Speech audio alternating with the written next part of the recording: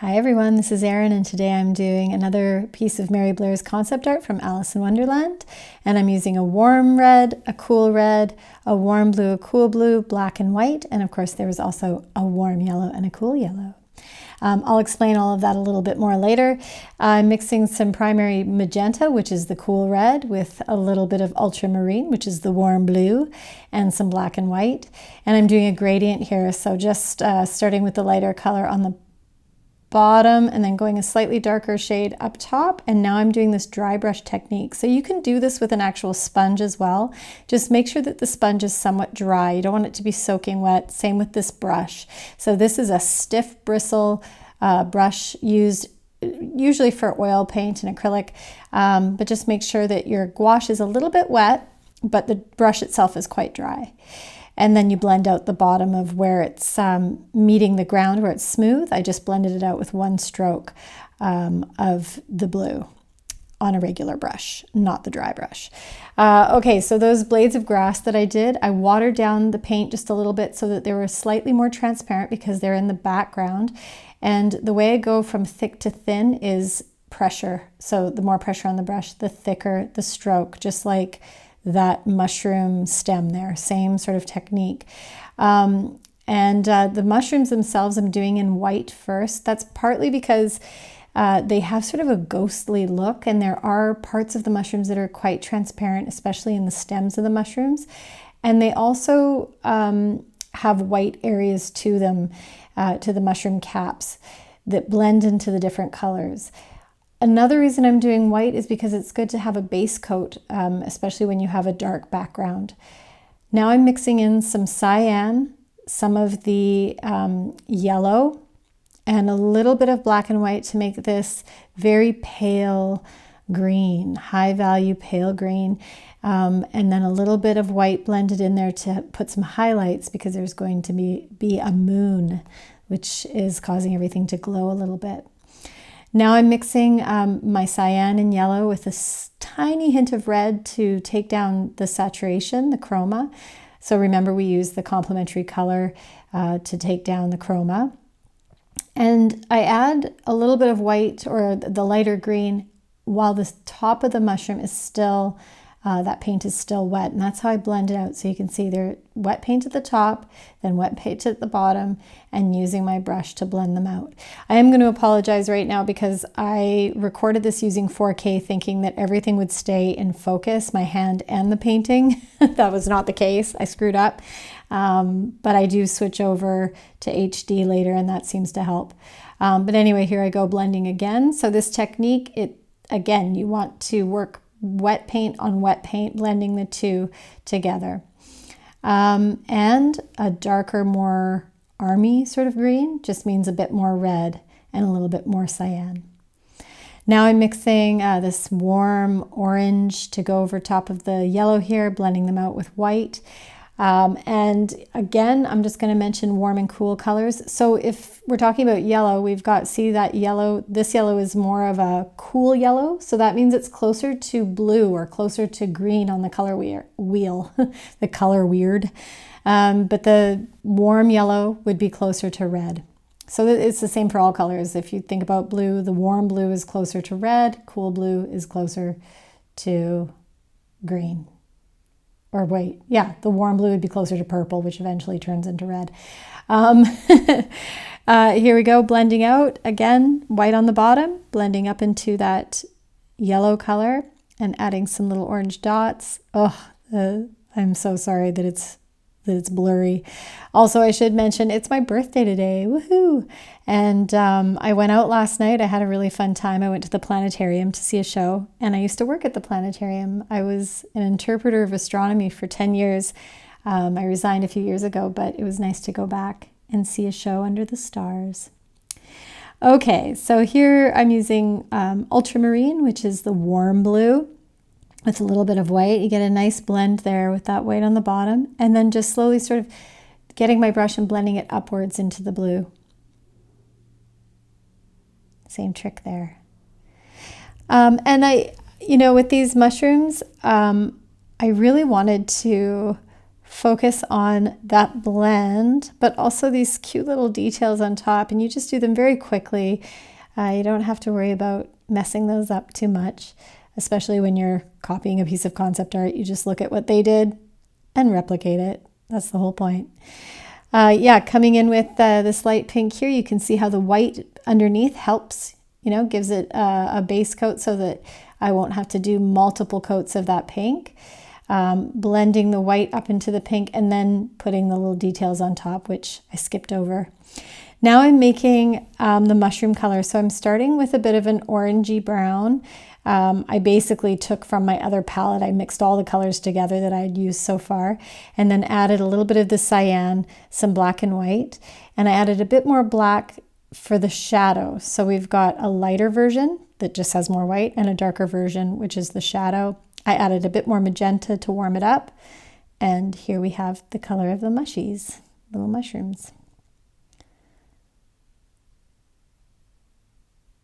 And I believe I did a second coat for some of those because you can see with adding more white, it will be more opaque.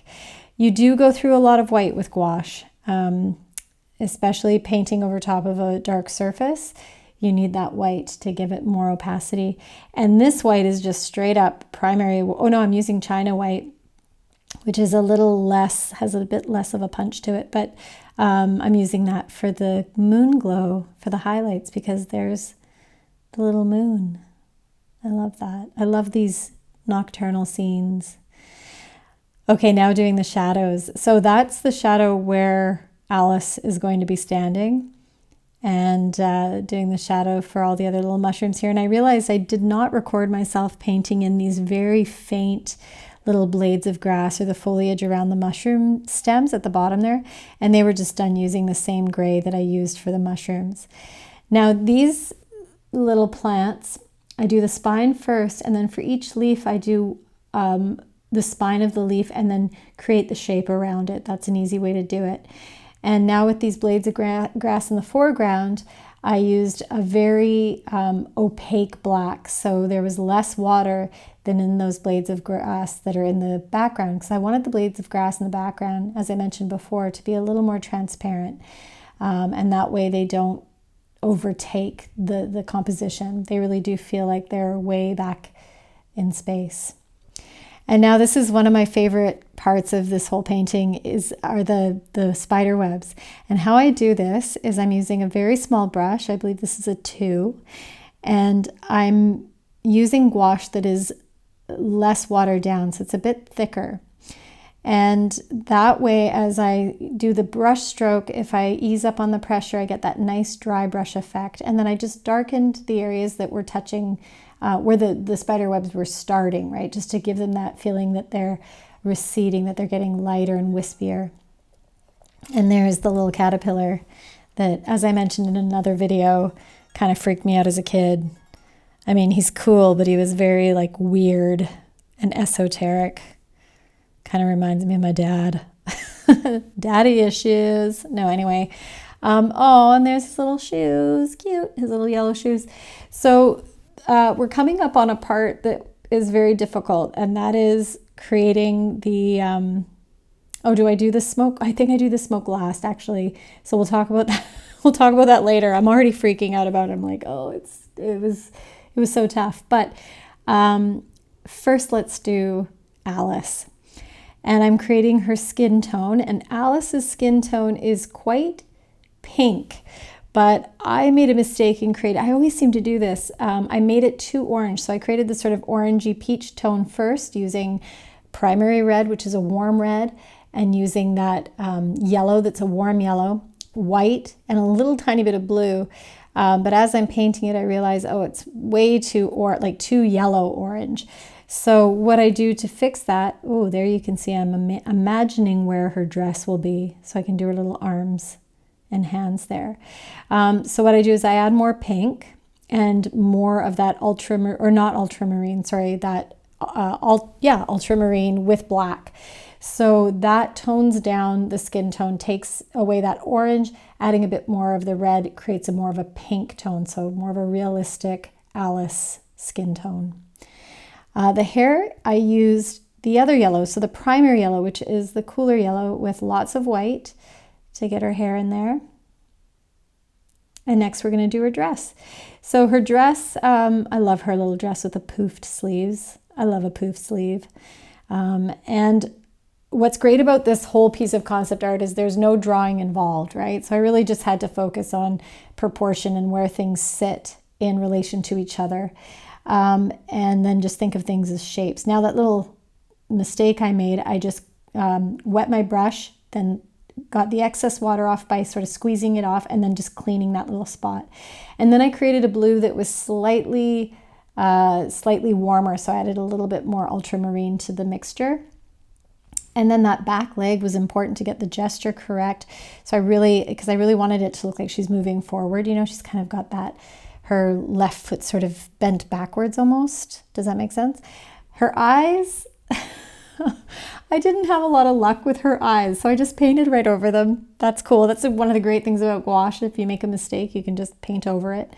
And then her little pinafore or her apron there looks okay. I actually had a costume of this one year, and it was one of my favorite Halloween costumes of all time. It was so cute, and wearing a little apron like that, I don't know, I felt very darling. Yeah, her nose also, no. Who needs a nose? These were very fun to paint. I think these are so magical. These little, I guess, blades of grass that have dewdrops on them. But I don't know why I challenged myself by not painting the spine first that would give the curve. So I just sort of guesstimated where that curve would be and then drew the spines in after. But I actually really like the way they turned out, so maybe it was for the best. And now fingers crossed, because here we go, painting the smoke. And this for me is very difficult when you have to do one whole gesture in one stroke. So I do this part first. I do one little section first. And now I'm going to do the big section all in one stroke, and I do screw it up. So here we go, watch. So right there, too much pressure, too thick. I'll fix it in a moment, but I just have to finish it off. And I do this by, again, not mixing too much water in with my gouache, adding a little bit to darken it up. And then here's where I use a wet brush. I squeeze the excess water off, and I just slowly clean up the edge there. You can't tell it's slow because everything's sped up. And then I darken some areas and we're all done. Voila, taking off the tape, my favorite part. Thank you so much for watching. I hope you enjoyed this video that focused on mixing colors and textures. That was a request. So there we are. Yeah, there we are. Happy birthday to me. Thanks for watching. See you again.